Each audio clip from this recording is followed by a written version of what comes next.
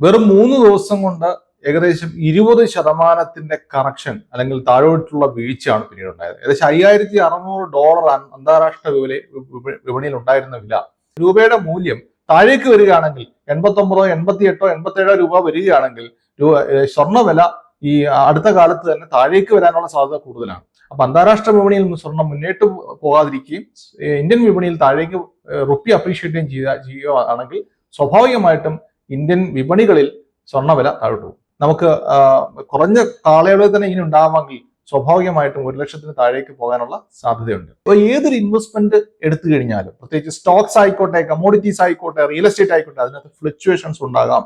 അതിന്റെ upper സൈഡോ lower സൈഡോ ആർക്കും predict ചെയ്യാൻ സാധിക്കത്തില്ല. സ്വർണ്ണവിലയിൽ ചാഞ്ചാട്ടം കണ്ടുകൊണ്ടിരിക്കുകയാണ്. സ്വർണ്ണവില കൂടുന്നു, കുറയുന്നു, ഇനി കൂടുമോ അതോ കുറയുമോ എന്നീ കാര്യങ്ങൾ അറിയാൻ എല്ലാവർക്കും കൗതുകമുണ്ട്. നമ്മോടൊപ്പം Ratheesh Kannankara CFP financial adviser ഒപ്പം ചേരുകയാണ്. ശ്രീ രതീഷ് കണ്ണങ്കര, ജനുവരിയിൽ സർവ്വ റെക്കോർഡുകളും തകർത്ത് സ്വർണ്ണവില സമീപകാലത്തെ ഏറ്റവും വലിയ കുതിപ്പാണ് നടത്തിയത്.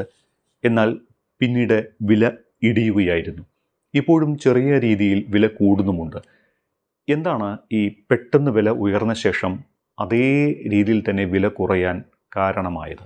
ഒരു നിക്ഷേപം എന്നുള്ള നിലയിലും അതോടൊപ്പം തന്നെ നമ്മുടെ ഒരു ട്രേഡിംഗ് പ്ലാറ്റ്ഫോം എന്നുള്ള നിലയിലും ഗോൾഡ് അതിന്റെ ഓൾ ടൈം ഹൈ സർവകാല റെക്കോർഡിലേക്ക് ഹിറ്റ് ചെയ്തതിന് ശേഷം വെറും 3 ദിവസം കൊണ്ട് ഏകദേശം 20% കറക്ഷൻ അല്ലെങ്കിൽ താഴോട്ടുള്ള വീഴ്ചയാണ് പിന്നീട് ഉണ്ടായത്. ഏകദേശം $5600 അന്താരാഷ്ട്ര വിപണിയിൽ ഉണ്ടായിരുന്ന വില ഏകദേശം $4400 വരെ ഒരു ഔൺസിന് 31.1 ഗ്രാമിന് കുറയുണ്ടായി.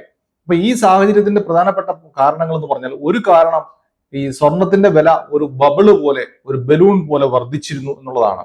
നമുക്കറിയാം 1+1=2 ആണെങ്കിൽ സ്വർണ്ണ വിലയെ സംബന്ധിച്ച് 1+1=10 എന്നുള്ളതാണ്. ലോജിക്കൽ അല്ല, അതിന്റെ യഥാർത്ഥ ഡിമാൻഡ് ആൻഡ് സപ്ലൈ അനുസരിച്ചല്ല സ്വർണത്തിന്റെ വില ഇപ്പോൾ കയറിയിട്ടുള്ളത്. അത് തന്നെയാണ് ഒരു കാരണം. അതുകൊണ്ട് തന്നെ സ്വാഭാവികമായി നിക്ഷേപകരെ സംബന്ധിച്ചും സ്പെക്കുലേറ്റേഴ്സിനെ സംബന്ധിച്ചും വലിയ പ്രോഫിറ്റ് ബുക്കിങ്ങിനുള്ള ചാൻസ് ഈ ഒരു അവസരത്തിലുണ്ട്. അതാണ് ഒന്നാമത്തെ കാരണം. രണ്ടാമത്തെ കാരണം നമുക്കറിയാം, അന്താരാഷ്ട്ര വിപണിയിലെ അല്ലെങ്കിൽ ആഗോള വ്യതിയാനങ്ങൾ ഉണ്ടാകുന്നതനുസരിച്ച് അല്ലെങ്കിൽ ആഗോളതലത്തിൽ ഉണ്ടാകുന്ന പ്രശ്നങ്ങൾ സ്വർണ്ണവിലയെ വളരെയധികം സ്വാധീനിക്കാറുണ്ട്. പ്രത്യേകിച്ച് നമുക്കറിയാം US ട്രേഡ് താരിഫ്, മറ്റു രാജ്യങ്ങളുമായിട്ടുള്ള ബന്ധങ്ങള്, ഇത് വളരെയധികം ഈ കഴിഞ്ഞ ഒരു വർഷ കാലയളവിൽ വലിയ മുന്നേറ്റം ഉണ്ടാക്കാനുള്ള ഒരു പ്രധാനപ്പെട്ട കാരണം US ഈ നയങ്ങളായിരുന്നു. അത്തരത്തിലുള്ള കാരണങ്ങൾക്ക് ഇപ്പോൾ ഏകദേശം ഒരു അയവ് വന്നിട്ടുണ്ട്. പ്രത്യേകിച്ചും ഇറാനുമായിട്ടുണ്ടായിട്ടുള്ള യുദ്ധത്തിന്റെ അല്ലെങ്കിൽ ആ ഒരു പ്രശ്നത്തിന്റെ ഒരു അയവ്, അതിന്റെ ചർച്ചകൾ നടക്കുന്നു. യുക്രൈൻ റഷ്യ വാർ, അതിനെ സംബന്ധിച്ചൊരു കുറച്ച് റിലാക്സേഷൻ വന്നിട്ടുണ്ട്. അത് കൂടാതെ നമുക്കറിയാം, നമ്മുടെ ഇന്ത്യ ഉൾപ്പെടെയുള്ള വിവിധ രാജ്യങ്ങളുമായിട്ടുള്ള നെഗോസിയേഷൻ, താരിഫ് വാറിന് കുറേയൊക്കെ ശമനം ഉണ്ടായിട്ടുണ്ട്. നമുക്കറിയാം, നമ്മുടെ ട്രംപ് എന്നുള്ള വ്യക്തി, അദ്ദേഹം ഒരു കച്ചവടക്കാരനാണ്.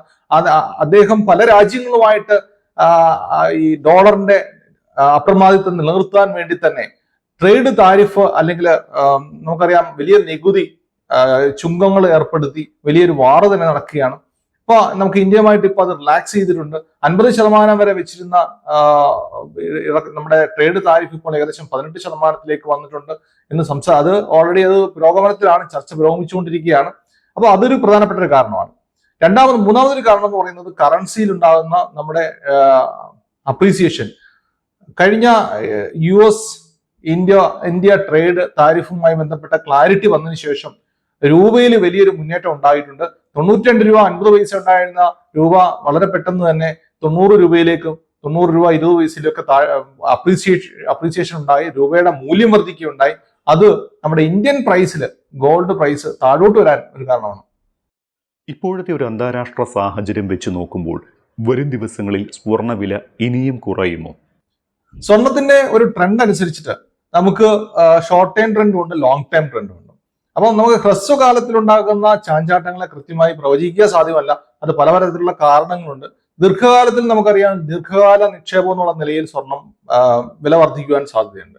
പക്ഷെ ഹ്രസ്വകാലത്തിൽ വ്യത്യസ്തമായ ഘടകങ്ങൾ ഇതിനെ സ്വാധീനിക്കുന്നുണ്ട്. പ്രധാനമായിട്ടും ഉണ്ടാകാനുള്ള സാധ്യത എന്ന് പറഞ്ഞാൽ, ഒന്ന് നമ്മുടെ ഇന്ത്യൻ കറൻസിയിൽ ഉണ്ടാകുന്ന അപ്രീസിയേഷൻ, അല്ലെങ്കിൽ ഇന്ത്യൻ കറൻസി എത്രത്തോളം ഡോളറിന് അഗൈൻസ്റ്റ് ആയിട്ട് ശക്തി പ്രാപിക്കുന്നു എന്നുള്ളത് വളരെ പ്രധാനപ്പെട്ട ഒരു കാര്യമാണ്.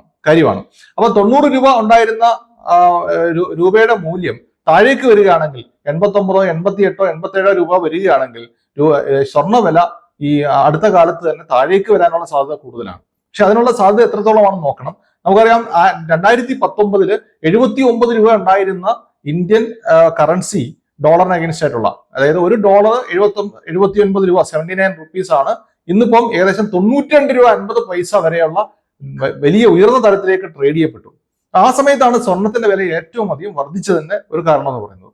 രണ്ടാമത്, അത് ഇപ്പോഴും നോക്കുമ്പോൾ നമുക്ക് ആ വില കുറച്ച് താഴേക്ക് വരുന്നുണ്ട്.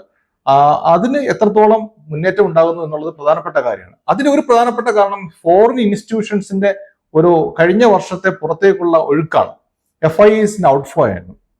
അതോടൊപ്പം തന്നെ നമ്മുടെ ട്രേഡ് ബാലൻസ് ഉണ്ടായിട്ടുള്ള കുറവ്, നമുക്ക് ഈ US താരിഫ് വന്നതിന് ശേഷം നമ്മുടെ എക്സ്പോർട്ടില് വലിയൊരു കുറവുണ്ടായിട്ടുണ്ട്. US-നുമായിട്ടുള്ള ഒരു ബന്ധത്തിൽ വലിയൊരു കുറവുണ്ടായിട്ടുണ്ട്. അതും ഈ ഒരു റുപ്പി ഡിപ്രീഷിയേറ്റ് ചെയ്യാനുള്ള ഒരു കാരണമായിരുന്നു.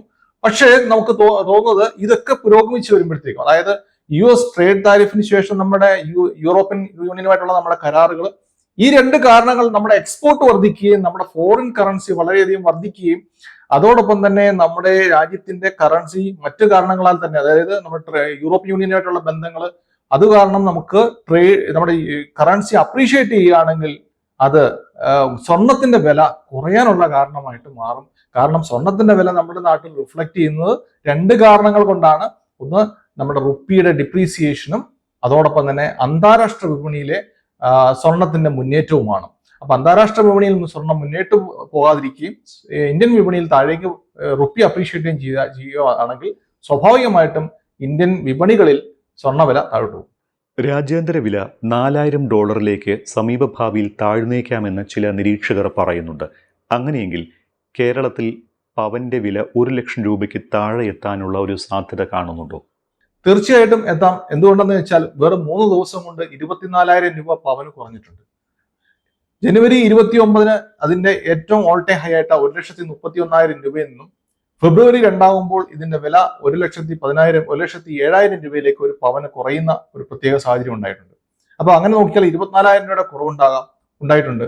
അതുകൊണ്ട് തന്നെ നമ്മുടെ അന്താരാഷ്ട്ര വിപണിയിൽ ഏകദേശം $1,000 വ്യത്യാസം, $5,600 ഉണ്ടായിരുന്നത് $4,400 $1,000 കൂടുതൽ കറക്ഷൻ ഉണ്ടായിട്ടുണ്ട്. സ്വാഭാവികമായിട്ടും അങ്ങനെയെങ്കിൽ നമുക്ക് കുറഞ്ഞ കാലയളവിൽ തന്നെ ഇങ്ങനെ ഉണ്ടാവാമെങ്കിൽ സ്വാഭാവികമായിട്ടും 1 ലക്ഷത്തിന് താഴേക്ക് പോകാനുള്ള സാധ്യതയുണ്ട്.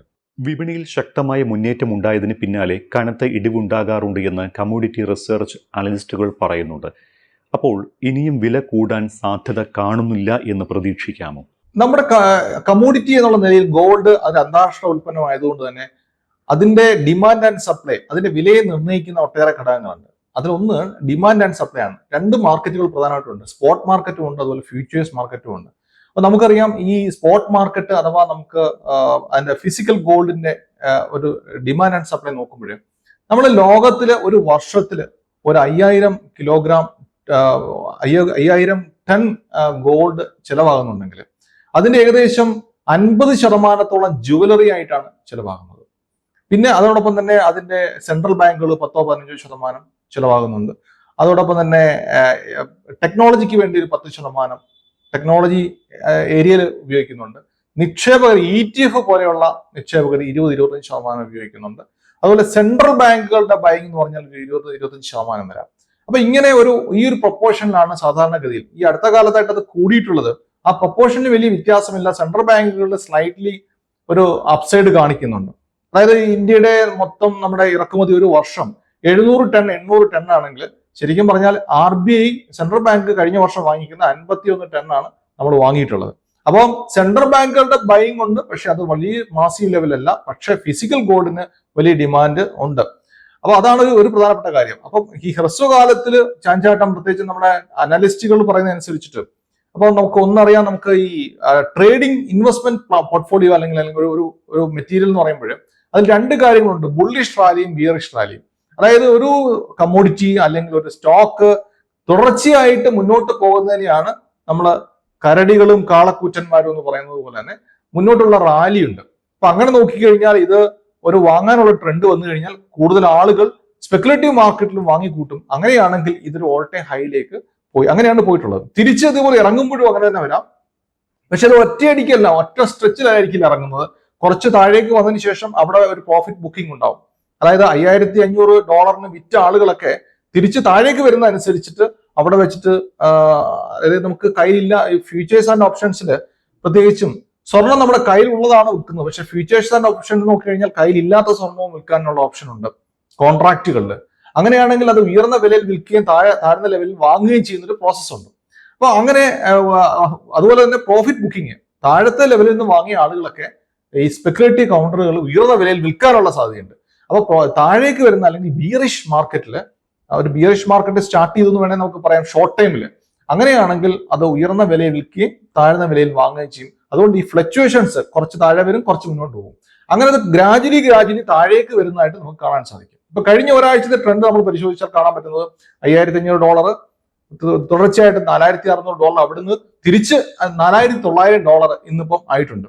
അപ്പൊ ഇനി കുറച്ചുകൂടെ മുന്നോട്ട് പോകുമ്പോൾ അവിടെ ഒരു സെല്ലിംഗ് വരും, കുറച്ചുകൂടെ താഴേക്ക് വരും. കഴിഞ്ഞ വർഷം ലാസ്റ്റിൽ, അതായത് 2025 നവംബർ ഡിസംബർ മാസങ്ങളിൽ പലരും പറഞ്ഞതും പ്രതീക്ഷിച്ചതും സ്വർണ്ണവില 50,000 അല്ലെങ്കിൽ 60,000 രൂപയിലൊക്കെ എത്തുമെന്നാണ്. ഇനി ആ പ്രതീക്ഷ വേണ്ട എന്നാണോ? നമുക്ക് ഏത് ഇൻവെസ്റ്റ്മെന്റ് പ്രോഡക്റ്റ് ആണെങ്കിലും നമ്മൾ ഫിക്സഡ് ഡെപ്പോസിറ്റ്സ് പോലെയല്ല. ഫിക്സഡ് ഡെപ്പോസിറ്റ്സ് എന്ന് പറയുമ്പോൾ കൃത്യമായിട്ടുള്ള ഒരു നിശ്ചിതമായിട്ടുള്ള പലിശ വാഗ്ദാനം ചെയ്തിട്ടുണ്ടാവും, അത് കൊടുക്കുകയും ചെയ്യും. പക്ഷേ ഏതൊരു ഇൻവെസ്റ്റ്മെന്റ് എടുത്തു കഴിഞ്ഞാലും, പ്രത്യേകിച്ച് സ്റ്റോക്സ് ആയിക്കോട്ടെ, കമ്മോഡിറ്റീസ് ആയിക്കോട്ടെ, റിയൽ എസ്റ്റേറ്റ് ആയിക്കോട്ടെ, അതിനകത്ത് ഫ്ലക്ച്വേഷൻസ് ഉണ്ടാകാം. അതിന്റെ അപ്പർ സൈഡോ ലോവർ സൈഡോ ആർക്കും പ്രിഡിക്റ്റ് ചെയ്യാൻ സാധിക്കില്ല.